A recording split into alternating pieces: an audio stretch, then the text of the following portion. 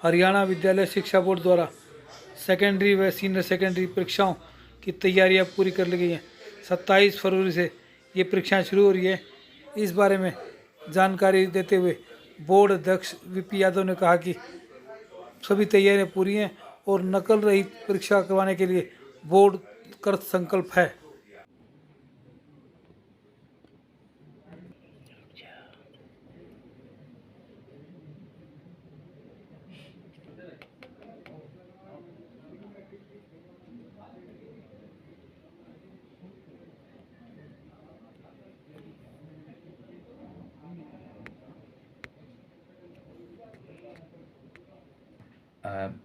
हरियाणा विद्यालय शिक्षा बोर्ड 27 फरवरी 2024 से अपनी परीक्षाएं शुरू कर रहे हैं।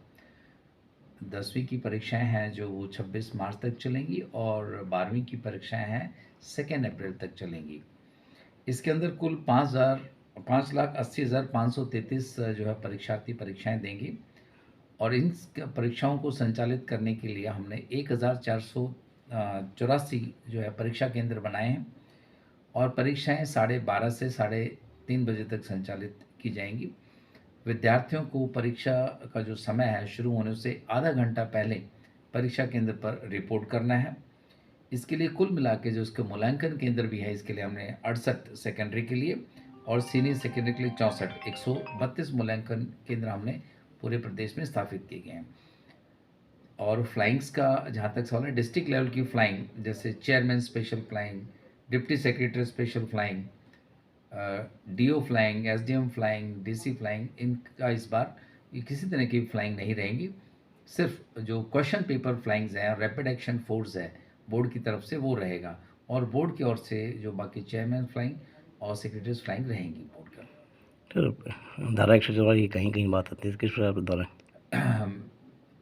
मैंने अपनी तरफ से बोर्ड परीक्षाओं के सुचारू ढंग से संचालित करने लेके माननीय जो है मुख्यमंत्री जी, शिक्षा मंत्री जी, चीफ सेक्रेटरी साहिबान, डीजीपी साहब और सभी डीसी साहिबान और एसपी साहिबान को अर्ध सरकारी पत्र लिख दिया गया है और उनसे अनुरोध किया गया है कि इनको संचालित करवाने के लिए बोर्ड का पूरा सहयोग करने के लिए आग्रह किया गया है। साथ में ही डीसी साहिबान से भी रिक्वेस्ट की गई है कि वो धारा 144 जो है आप अपने ज़िले में परीक्षा के दौरान जो है उसको लागू करें। देखिए 2023 में हमने सबसे पहले अल्फ़ान्यूमेरिक कोड और क्यूआर कोड क्वेश्चन पेपर में इंट्रोड्यूस किया और उसके पश्चात कोई भी हमारा पेपर आउट नहीं हुआ और उसका असर ये रहा कि जो भीड़ इकट्ठित होती थी पेपर आउट होने के बाद सॉल्यूशन में, वो भीड़ अब गायब हो चुकी है।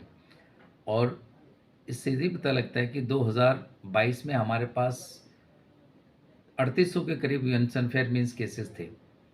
जब अल्फ़ान्यूमेरिक कोड और क्यूआर कोड 2023 में लगे तो वो 1800 के आसपास आ गए और अब सितंबर अक्टूबर में जो परीक्षाएं थी जिसमें 10वीं 12वीं डीएलएड एस्टेट सारे मिला लिए, उसमें मात्र 226 केस थे। तो इन आंकड़ों से साबित होता है कि जो नकल है वो तकरीबन प्रदेश से गायब हो चुकी है।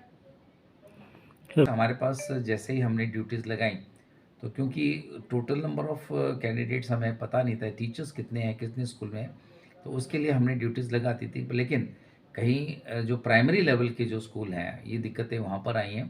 पहली बार जेबीटी अध्यापकों की परीक्षा करवाने के लिए ड्यूटी लगाई तो एकल विद्यालय भी थे जहाँ सिंगल टीचर स्कूल कहते हैं, तो उसकी ड्यूटी लगने से फिर एक प्रॉब्लम वहाँ खड़ी हो गई।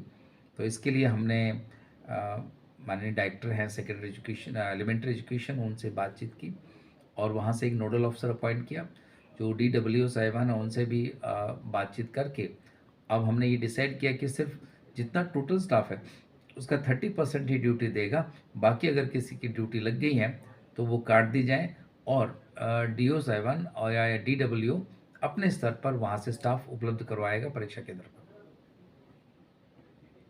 एक सेकंड में घंटी मार दिया आपके पास है।